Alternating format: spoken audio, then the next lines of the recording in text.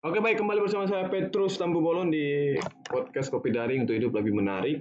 Hari ini kita ketemu sama salah satu partner kita bilang dalam sosial media yang saat ini sudah followersnya di Instagram 20.000. Saya tidak tahu apakah itu siluman atau tidak ya.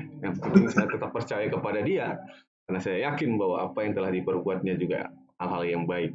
Kita hari ini akan membahas sesuatu yang bagi gue temanya kemanusiaan ya. Kemanusiaan di tengah pandemi ini. Kalau kita nanti melihat situasi di Jakarta seperti crowded banget ya menurut saya, nanti kita tanya sharing-sharing pendapat aja ataupun kita tanya bagaimana situasi yang ada di Jakarta. Oke, bagaimana situasi Jakarta, Cok? Sejauh ini situasi Jakarta kalau bisa dibilang tidak baik-baik saja karena ada beberapa indikator yang bisa gue katakan seperti itu, berani gue katakan. Pertama, karena kita krisis tabung gas, bukan tabung oksigen seperti itu, untuk orang-orang yang atau rumah sakit yang membutuhkan tabung oksigen juga kesulitan.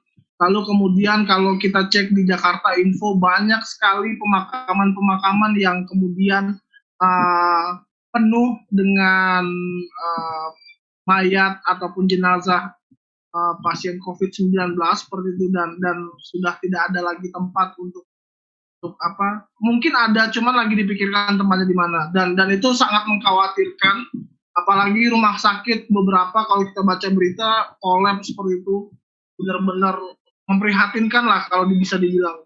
Tidak baik-baik saja sebetulnya ibu kota hari ini. Tapi kan, Cok, itu apa namanya, dengan program pemerintah PPKM darurat, Kak. Memangnya dengan suatu strategi yang dibuat oleh pemerintah itu menurut lu gimana dengan anjuran yang saat ini ataupun aturan yang diterbitkan oleh pemerintah? Oke, kalau kita lihat kan di akun Jakarta Info, wah jalanan sepi, ditutup.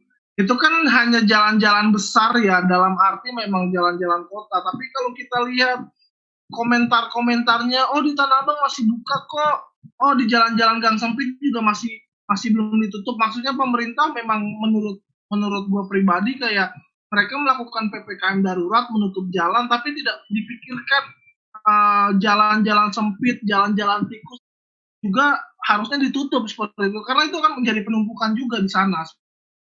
Dan itu tidak siap, menurut gua pemerintah belum siap untuk PPKM darurat seperti itu menurut gua.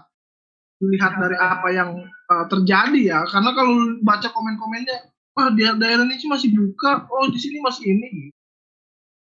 Kalau menurut gua pribadi.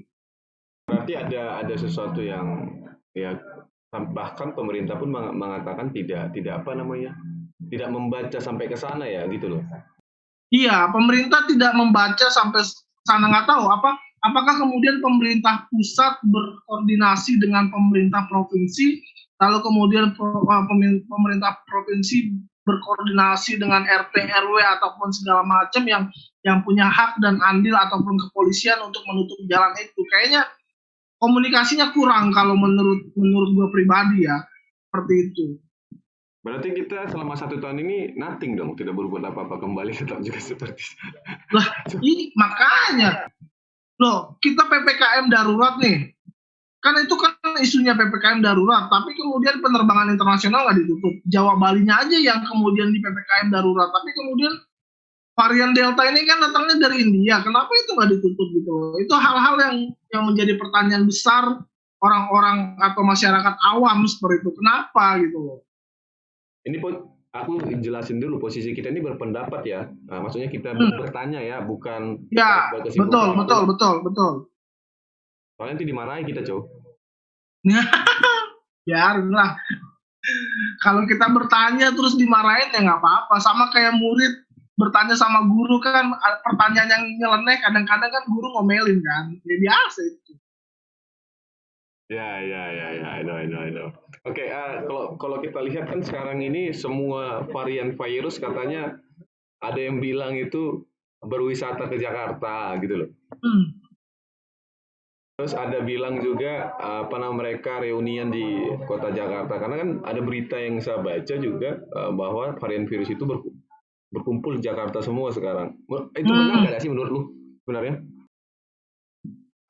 Kalau gue lihat nggak tahu ya aktivitas ya ini karena kemarin salah satu dampak mudik juga sih, dan di satu sisi juga bukan hanya pemerintah yang yang yang belum tegas, tapi juga rakyatnya juga agak batu seperti itu. Jadi kalaupun memang statement itu dinyatakan ataupun sudah di-riset dan itu terbukti, ya menurut gua ya sah-sah aja karena memang Jakarta ini kan pusat pusat perdagangan, pusat industri juga seperti itu. Dan orang-orang yang mudik yang dari kampung kan kita nggak tahu bawa virusnya seperti apa. Jadi ya kemungkinan ada sih seperti itu. Kemungkinan berkumpul reuni di Monas ya kan. Oke.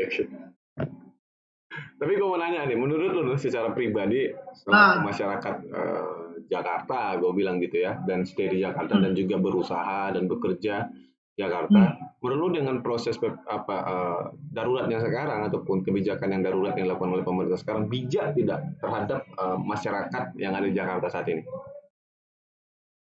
Maksudnya, sorry, boleh diulang pertanyaannya? Maksud gue, kebijakan yang dibuat oleh pemerintah sekarang, PPKM darurat ini, PPKM nggak? PPKM kan? PPKM ya. Takut gue nanti dibully gue gara-gara gue salah sebut kan. Nah, itu masalahnya kan. Karena netizen Indonesia ini kan tidak mau melihat kekurangan kita. Dia maunya itu kita benar selalu kan. Dan sesuai maunya. Maksud gue mau nanya begini. Apakah PPKM darurat sekarang itu cocok tidak dengan ataupun kebijakan itu bijak tidak ataupun sesuai terhadap kehidupan masyarakat yang ada di yang ada di Jakarta saat ini? Oke, ini opini pribadi gue ya, gue disclaimer dulu ya. Ini masalah deserve atau worth it nggak worth it itu urusan ini ya. Cuman opini gue sebetulnya gini, sebetulnya layak pembatasan ataupun PPKM darurat ini asal memang mekanismenya jelas seperti itu. Misalnya kita mau membatasi masyarakat untuk PPKM ataupun sosial misalnya, tapi kemudian usaha-usaha yang paling kecil, mikro misalnya kan itu paling berdampak ya. Nah, masyarakat itu yang sebetulnya perlu dibantu.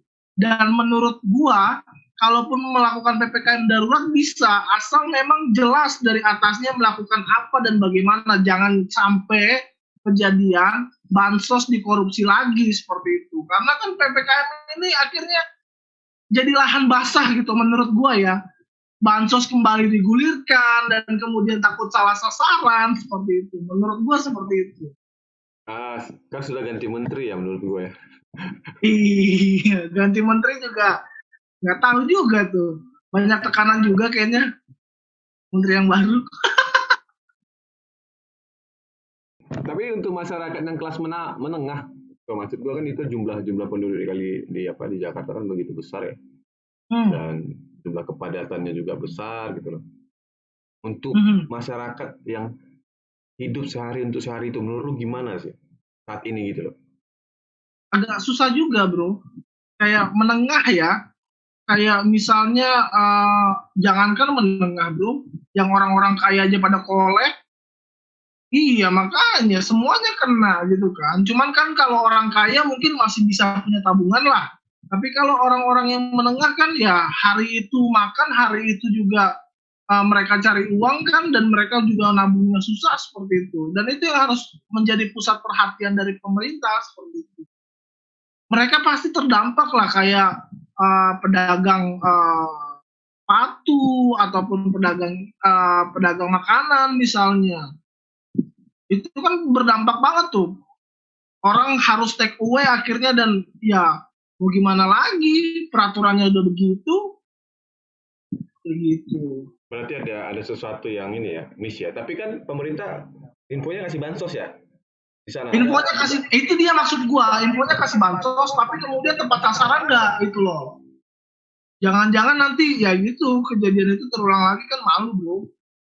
2 kali masa terulang lagi kan nggak mungkin. Apalagi dikorupsi terus nggak layak banget lah berasnya gitu loh. Gue udah tanya beberapa teman gue yang dapat bansos berasnya nggak layak, hitam, kadang-kadang ada batu-batuan gitu yang kayak raskin gitu.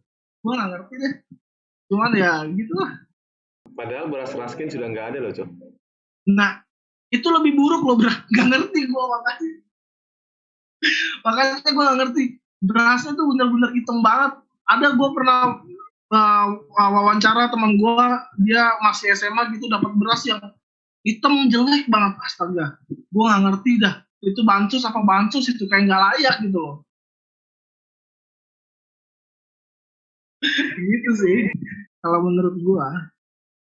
Kalau jadi pandangan lu secara secara masyarakat di Jakarta kebijakan ini oke aja ya gitu ya maksud tapi yang Oke penting aja. diperhatikan itu masyarakat yang ada di bawah ini diperhatikan untuk Hmm. kedepannya gitu loh supaya kehidupan Hmm. masyarakatnya kehidupan sehari-harinya dijaga ataupun Hmm. tercukupi.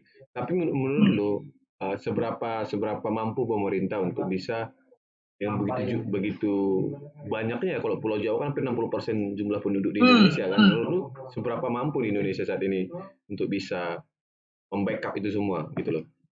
Oke. Ini disclaimer lagi ya. Gue nggak mau nanti diserang sama buzzer ya kan. Disclaimer dulu. Ini pandangan gue. Menurut gue gini. Pemerintah saat ini bingung mau ngapain karena angka COVID naik, rumah sakit kolap, akhirnya dibuatlah PPKM yang menurut gua masih belum siap secara sarana dan prasarana seperti itu.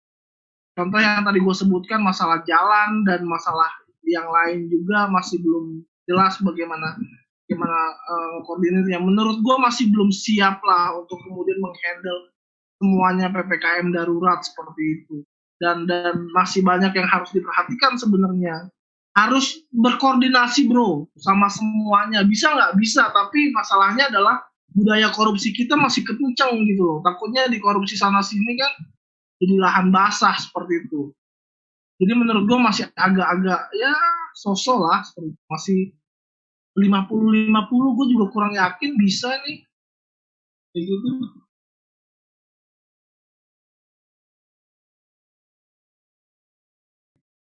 Ngeri juga ya.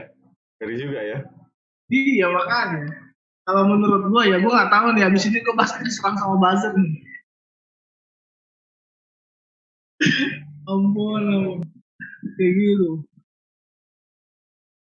Tapi kan kita yang kita akui lah apa yang dilakukan oleh pemerintah itu bertujuan baik untuk kita semua. Tapi kan yang perlu kita kritisi adalah mau sampai kapan gitu. Maksudnya gini, sampai kapan pemerintah itu buat kebijakan ya yang tidak menurut gua ada PPKM darurat, PPKM apa namanya yang banyak-banyak jenisnya itu loh yang membuat masyarakat itu pun ini pemerintah ini paham nggak ya gitu loh. Ngerti nggak lu? Nah itu dia maksud gue. Dan ini disclaimer gue lagi, gue dari awal tuh mengkritik soal komunikasi dari Menteri Kominfo. Menurut gue komunikasinya jelek banget dari awal datangnya corona, mereka tidak mengedukasi apa itu corona dan bagaimana caranya untuk kemudian mengatasi itu. Dan dari Kemenkes juga waktu era Bapak sebelumnya yang lebih rohani daripada orang teologi seperti itu. Dan menurut gua pandangan beliau denial seperti itu menurut gua enggak banget deh gitu. Dari awal-awal juga menurut gua pemerintah udah bingung gitu loh. Ada yang bilang tuh apa corona susah masuk ke Indonesia karena izinnya susah. Menteri baru tuh, gue gak mau sebut lah namanya, lu bisa cari lah sendiri namanya kayak gitu ya. Buat gue ya kita tuh kayak kayak sedih banget tinggal di negara sebenarnya dana sih mampu, buktinya masih ada yang bisa korupsi kan berarti dananya masih ada. Iya, tinggal gimana ya implementasinya seperti sulit bro. Ya, gue sepakat dengan itu sih sebenarnya. Sepakat banget gue dengan apa yang lu sampaikan sih. Tapi memang kan kalau kita melihat juga apa permasalahan-permasalahan ini, ya gue hanya bingungnya gini loh. Eh, punya punya roadmap nggak sih menurut gitu loh pemikiran gue gitu punya roadmap nggak Iya. sih untuk pengentasan apa namanya pengentasan COVID ini gitu ini udah mau jalan 2 tahun loh bentar lagi kayak kita tuh ngulang loh kayak ngulang Iya ke tahun yang lalu gitu loh jadi kayak betul. ya walaupun memang dengan vaksinasi yang sudah masif dilakukan oleh pemerintah tapi kan Betul. ada juga yang mengatakan bahwa belum tentu orang yang divaksin itu tidak kena COVID. Jadi kan, jadi Iya orang pun makanya. agak ini apa namanya tidak percaya, trustnya itu kurang gitu loh. Tapi gue secara pribadi percaya aja gitu. Tapi kan Betul, orang pun melakukan vaksinasi itu pun ya berulang, apalagi mahasiswa sekarang ini kan, banyak nggak mau betul. vaksin bro, Iya makanya. nggak Itu mau dia. vaksin. Menurut lu gimana? Mau Makanya vaksin nggak? makanya kan gue bilang kan komunikasinya kurang bro sama publik. Makanya kan sampai ada orang yang nggak percaya kan komunikasinya kurang. Dan ya itu yang selalu disalahkan kan rakyat gitu loh. Karena rakyatnya nggak patuh, rakyatnya nggak ini, cuman menteri yang korupsi nggak pernah disentuh, nggak pernah disebut. Kan gitu. Jadi gimana dong? Ibarat Tinder kan nggak match gitu loh. Nggak cocok gitu. Tinggi kali bahasanya bapak, nggak match. Iya nggak match gitu kalau Tinder kan. Gitu sih kalau menurut gua. Karena rakyat bingung bro, bener. Gua karena hidup dalam masyarakat awam yang memang di bawah gitu, bingung kita mau ngikutin peraturan yang mana, tumpang tindih banget. Kalau kita mau secara jujur ya, Menparekraf bilang liburan boleh, tapi di daerah masing-masing kan kita bingung jadinya. Wisata boleh, mudik nggak boleh, kan jadi bingung. Ini gimana maksudnya gitu loh. Itu komunikasi semacam itu yang tidak diperlihatkan secara jelas gitu. Atau mungkin kita abaikan aja kali corona nih nggak ada ya. Gue nggak berani ngomong kayak gitu karena ibaratnya kalau gue ngomong corona nggak ada, orang-orang yang ngerasain penciumannya hilang, yang makannya nggak enak, itu akan komplain pasti karena gue selama hidup 24 tahun nggak tahu ya, nggak dengar kayak gitu aja udah ngeri juga sih karena belum ada penyakit yang kemudian buat penciuman lu hilang, makanan nggak enak gitu. Kayaknya pacar lu pernah kena tuh, Kanovia.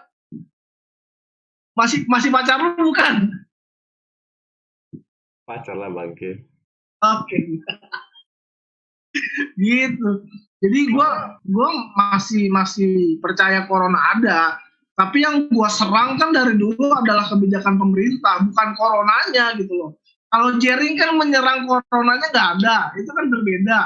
Kalau gua kan menyerang pemerintahnya gitu. Jadi menurut lu dengan situasi yang Jakarta saat ini ada, terus dengan program pemerintah PPKM sekarang ini, dari pandangan lu secara pribadi, solusi yang harusnya bisa didengar. Menurut gua gini, saat ini butuh kerja-kerja kolektif ya, baik pemerintah dan masyarakat mencoba tidak hanya berkoordinasi soal vaksinasi dan segala macam. Betul, Ide dan gagasan dan solusi-solusi itu kan penting untuk di-sharingkan ya. betul, Sharingkan. Menurut betul. lu dengan problem sekarang ini, solusi yang lu secara perspektif lu bagaimana kira-kira? Oke. Ini disclaimer lagi ya. Jadi gua punya temen di China, dia bilang waktu Wuhan lockdown 3 bulan hancur-hancuran, jadi sistemnya itu adalah pemerintah yang langsung kasih makan, nganterin makanan ke rumah-rumah melalui tentara. Mungkin udah dengar juga ceritanya. Dan mungkin itu yang harus kita lakukan. Bisa nggak? Mungkin berat karena di awal-awal kita merasa bahwa lockdown itu bukan pilihan. Dan kemudian kepala negara kita membandingkan lockdown di India, ya goblok aja menurut gua gitu loh. India kan lockdown satu negara. Sementara kan yang gua harapkan adalah karantina wilayah per wilayah seperti yang di China juga yang di lockdown kan Wuhan-nya doang, China-nya kan enggak gitu. Jadi memang harus koordinasi dan memang korupsinya agak berat juga sih. Itu masalah utama kita, korupsi. Takutnya nanti ada yang dikorupsi nggak nyampe ke rumah warga seperti itu kan. Harus berkoordinasi dengan polisi, TNI sampai ke bawah. Susah pasti susah. Bisa ya kalau berkoordinasi pasti bisa, nggak ada yang nggak bisa. Di periode 1 Pak Jokowi bagus banget, di periode 2 ini menurut gua kayak kurang seperti itu. Karena ya nggak ada beban lah seperti itu. Tapi katanya nggak ada beban. Nggak ada beban kayaknya. Kayak gitu sih. Ini habis ini gue diserang buzzer nih. Bahaya nih gue diserang buzzer nih. Aduh. Gini, teman-teman, gue nggak anti sama pemerintah ya. Gua Jokowi, gue mendukung Jokowi banget, Jokowi banget gue. Cuman kalau satu dong, gue satu. Yang dua, Jadi nomor gitu, dua dia 2 periode. 2 periode gokil. Jadi ada Bukan, hal-hal yang bukannya gini. 3. Enggak lah, lu parah lu. Itu mah biarin itulah jok pro lah. Gue nggak mau ikut-ikutan ke sana lah. Gila lu 3 periode lu. Enggak lah, nggak mungkin lah gue 3 periode, nggak setuju gue. Gue setuju. Kenapa? Dia ini Mesias, cow. Apa? Pak Jokowi ini Mesias. Yang Gila, ditunggu-tunggu. setuju lu. Enggak lah, lu ada aja lu. Gila lu. Enggak lah. Enggak, itu hanya bagi gue negara. Pak Jokowi juga bilang nggak mau 3 periode, ya kan? Loh, statement Pak Kodari jelas pasal 37 amandemen kan gitu. Bisa kok diatur. Kan Pak Jokowi sudah kasih tahu nggak mau 3 periode. Atau memang Iya sih. Benar. dari dulu politiknya udah gitu sih. Tapi kalau udah dukungan rakyat pasti mau, bro. Kan politisi berubah-berubah tuh pemikirannya. Ya kan dari dulu begitu, dari dulu nggak mau ke Jakarta, mau ke presiden, ya biasalah. Nggak usah kita bahas ya. Oke, kesimpulannya apa, Cow? Kesimpulan, Cow. Nggak usah lama-lama. Kesimpulan menurut lu dengan problem sekarang, kesimpulannya dan harapan lu untuk pemerintah dan aparat dan tenaga kesehatan dan segala macam itu, menurut lu, apa kesimpulan yang pengen lu sampaikan kepada masyarakat pencinta YouTube, netizen yang terhormat, yang akan membuli dan tidak membuli, ya kan, dan mendukung dan tidak mendukung. Nih, apa yang pengen lu sampaikan? Oke, mungkin gini sih. Buat masyarakat pribadi pasti lebih disiplin. Ya, gue juga nggak menyerang pemerintah satu sisi, dan tadi gue juga bilang bahwa masyarakat juga perlu patuh dengan protokol kesehatan seperti itu. Dan gue lihat masyarakat mulai punya rasa sense of belonging terhadap corona kali ya. Udah kayak, oh corona ini bahaya, memang benar kayak gitu. Masyarakat udah mulai coba. Dan juga yang gue lihat adalah pemerintahnya juga harus punya kebijakan yang pasti nih, mau ngapain, mau gimana, jangan stuck kayak kita berdiri di tengah-tengah, mau ngapain dan gimana juga nggak ngerti gitu loh. Kita pernah PSBB, PPKM mikro makro, terus tiba-tiba darurat, yang menurut gua kayak implementasinya aja mau ngapain gitu loh, nggak usah pakai istilah lah. Istilah itu kan kita bisa buat lah itu istilah. Tapi yang terpenting kan masyarakat butuh makan. Kalaupun memang mau di PPKM darurat, pikirkan bagaimana masyarakat bisa makan, jangan hanya sekedar tutup gitu loh. Tutup ini tutup itu ya gue juga bisa kalau jadi pemimpin cuma tutup doang gitu loh. Tapi kan ini yang perlu dipikirkan bagaimana bansos juga tetap bergulir dengan tepat sasaran tanpa ada yang dikorupsi, dan kemudian layak juga berasnya seperti itu. Dan gue berharap juga pemerintah lebih sabar aja sih untuk menghadapi ini semua, karena pastilah masyarakat, pemerintah itu kalau kata Fahri Hamzah itu sebagai apa ya, kalau bisa dibilang tempat sakit hatinya masyarakat lah gitu loh. Jadi kalau misalnya masyarakat udah marah-marah sama pemerintah, ya jangan kena UU ITE dong gitu loh. Bahaya ntar gitu loh. Kayaknya Itu sih harapan gua. Kayaknya lu cocok masuk Partai Gelora, Cok. Apa? Kayaknya lu cocok masuk Partai Gelora. Anjay.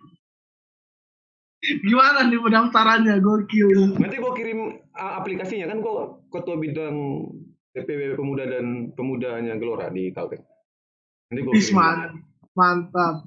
Lu di Dewan Pimpinan Pusatnya? Wilayah. Wilayah, gokil. Gila. Temen gue ini udah jadi politisi sekarang. Belok arah dari teologi. Enggak, ini nanti ada netizen akan komen ke gue. Pantasan karena Partai Gelora dia ini makanya kok kritisi pemerintah buat begini. Ketebak kalian mah. Aduh. Kalian ini salah lawan, Bapak. Saya ini tidak anti terhadap itu. Mau silakan komen-komen pun segala macam. Saya tidak takut dengan. Bagi saya penting untuk mengedukasi, penting untuk kita itu memberikan tanggapan. Kalau kita ini cuma rakyat ingge-ingge aja ke Korea Utara ya kita. Masuk Iya, Indonesia. makanya. Ya, oke. Terima kasih, Co. Buat Sip. waktunya. Udah malam sekali nih karena kita subuh ya, teman-teman. Sekarang jam 3 pagi di Jerman. Ya, sekarang jam setengah 12. Kita mau nonton bola. Nah, harus istirahat dulu, ya kan? Jadi saya ucapkan terima kasih untuk Rapco. Semoga sukses untuk e-sportnya. Rapco punya e-sport ya, teman-teman tim e-sport. Saya harap nanti Rapco bisa menjadi menteri e-sport. Harus ada. Anjay. Yang ada dibuat oleh Indonesia. Ampun. Enggak lah. Dan saya ucapkan sukses untuk YouTube-nya juga. Hari ini baru mulai saya ini lagi podcast selama ini langsung tatap muka. Tapi karena semenjak PPKM ini darurat ini kita harus ya banyak kita mulai ya untuk podcast. Kalau Kalimantan emang masuk Pulau Jawa kan enggak kan?